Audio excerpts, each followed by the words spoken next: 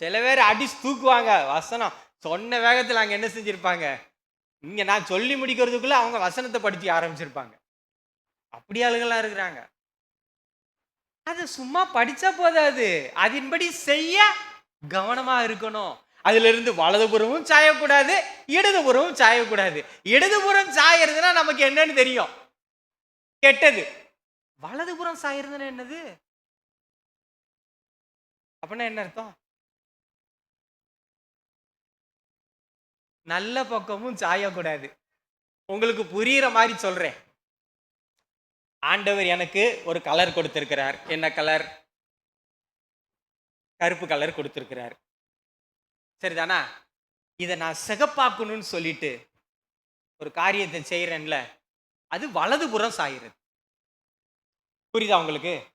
இது சிகப்பாக்குறது ஒன்றும் தப்பு இருக்கா? தப்புலாம் ஒன்றும் இல்லை. அது வலதுபுறம் சாயிறது. உதாரணத்துக்கு சொல்றேன், வேற ஒன்றும் இல்லை. உதாரணத்துக்கு சொல்றேன்.